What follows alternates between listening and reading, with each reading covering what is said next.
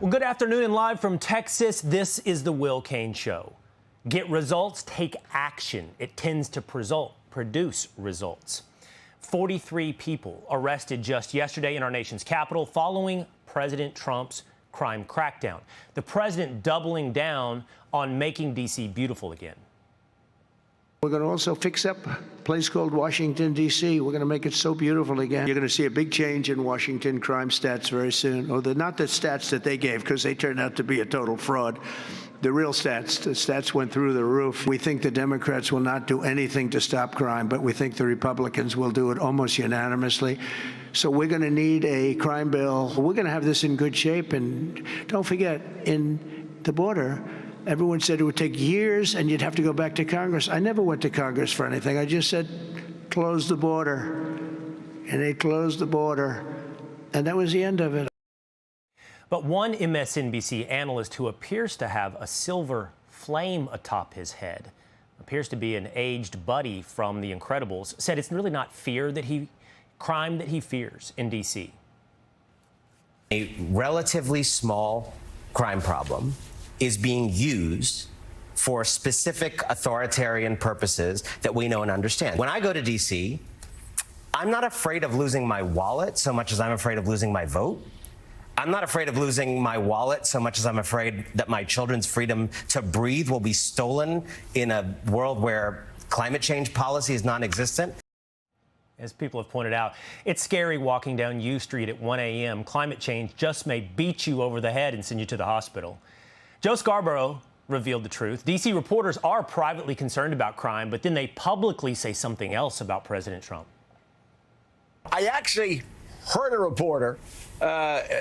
a reporter when this happened going, well, you know, if he doesn't overreach, this is actually a good thing for quality of life, et cetera, et cetera, et cetera, because D.C. right now, I had this happen to my family and I had that, they go down the list, and then saw him tweet something completely different. Well, when you're looking for insanity or absolutely how low it can go, you should almost always turn to Congressman Eric Swalwell. Responding to a report of a man shot in D.C., he wrote on X, "Trump owns it." By the way, that victim later died. And in Chicago, instead of owning crime, Mayor Brandon Johnson is bringing back a favorite talking point. It's clear that the President of the United States of America is very much interested in insurrections. He led one. And I remember a time in which we had presidents who declared war on poverty. This president has declared war on poor people. Do you think it's a tick? Like it's something they can't help? Insurrection. If you're looking for substance, you can always turn to Beto O'Rourke, who lost 3 races in 4 years. He now is taking a page from Hunter Biden's playbook. He's cursing himself into relevance. The refs have left the arena, and the other side is just clobbering the out of us, just punching us in the face, kicking us in the. This isn't the rules that we agreed to play by. Well, who cares about the rules right now? Punch back, kick back, dunk over their heads, and win some power. Honestly, thank you, Beto. Thank you for saying what we've all known for the better part of a decade, and in some cases, been called conspiracy theorists. You care nothing for the rules. You only care about maintenance and acquisition of power. Well, the Democratic Party does not have power. In fact, it's in shambles. And if that's the future, it doesn't look bright. It looks like they might be turning to people like New York City's socialist communist mayoral candidate, Zohran Mamdani. He's dominating the field in the latest Siena poll. And do you remember the Democrat congresswoman who said she's Guatemalan before she's American? Well, take a listen to what she's saying now. Come home and let me tell you, all over the country, we will continue to stand up for our rights, and we will continue to call out the terrorist organization that is ICE. The terrorist organization that is ICE. But don't worry, she also has some hot takes on America. For me, being an American is the ability to dream, to love, to have dissent, to be able to organize and build a kind of solidarity that recognizes the good and the bad of the formation of this country, that is willing to reckon with how we have used colonialism to harm others, especially in the Western Hemisphere, and begin to think about and imagine creatively what reparations look like. We haven't always been great. Well, she loves America. From that very same stage, that therapy session, group therapy session that was apparently entitled the Netroots Nation, Beto O'Rourke gave in to the tick. Brandon Johnson, if not insurrection, the tick will be also Nazi, Hitler, Beto O'Rourke. Remember, Donald Trump promised us he would be a dictator on day one. He promised us that if you vote in the 2024 elections, that's the last time you'll ever have to cast a ballot. It took Hitler just 53 days to destroy German democracy. All right, well, we cannot talk about the Democrat Party without mentioning their most popular cheerleader, and that is Texas Congresswoman Jasmine Crockett. New York Post has a story today that has a headline that reads, "No-show boss from hell who terrorizes staffers," referring to you. Are you a no-show boss from hell who terrorizes staffers?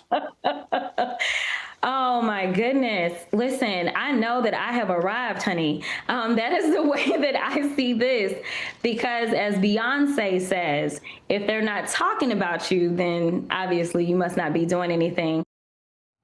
Jasmine, girl, you got something on your eyelids. Check this out, by the way. Harvard has a class called Race, Gender, and the Law through the Archive.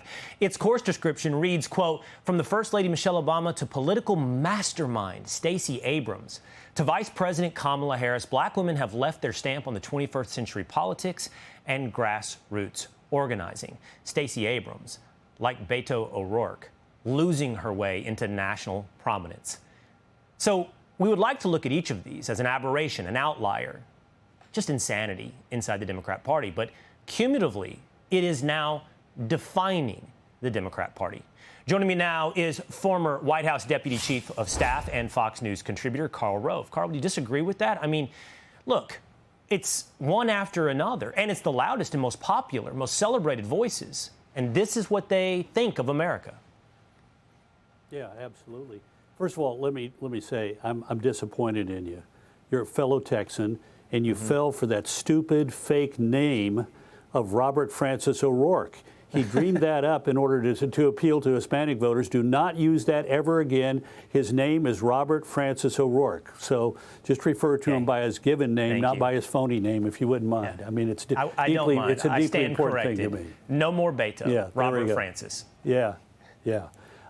No, this is the problem that the Democrats face today, is that they are exuding an image and an emphasis that is far to the left of America and is not helpful to their electoral chances. And it's not just simply, you know, the sort of the second tier that you're talking about with, you know, Jasmine Crockett, who incidentally, when she was in the Texas House of Representatives, the building over my shoulder, she was considered a joke. She would show up to say things that were outrageous and then disappear. Not a constructive person at all. Terrible to work for, and a nothing.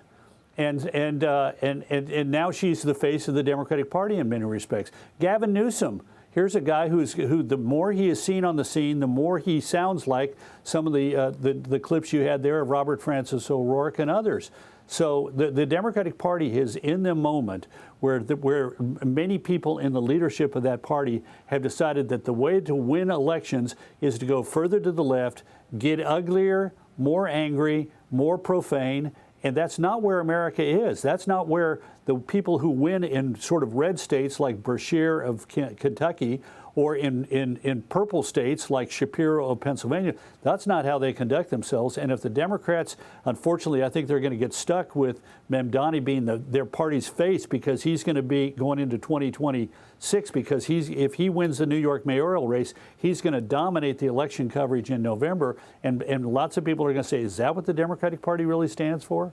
And the answer is yes, Karl. I mean, look, James Carville, who has appeared with you on many occasions and appeared here on the show, likes to pretend with me that the Democrats have a deep bench. But if there is respectable politics on the left, you point out Josh Shapiro in Pennsylvania, they are far drowned out by the profane that we just played. And it's increasingly clear they're the aberration. They're the exception. This is the norm of what it means to be a Democrat. Yeah. Remember how in 1984 the Democrats nominated Walter Mondale, who was a liberal, but a traditional liberal, but pretty left-wing in his views. In 1988, and they lost. 1988, they nominated a technocrat who was very liberal, Michael Dukakis of Massachusetts. In 1992, they nominated a guy who said, I want to put more police on the street and people on welfare ought to work. And guess what? They won. And the Democrats, I think, are going to go through a cycle where after nominating Kamala Harris, if they go that same direction in 2028, they're destined to lose again, because that is not where America is, and they will lose the independent swing votes who helped elect Joe Biden because they thought he was a transitional figure, and then voted for Donald Trump because they were sick of what they saw in the most transformational president since LBJ, self-described. Right. All right.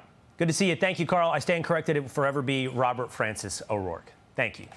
Thank you, Will. Thank you. Appreciate it.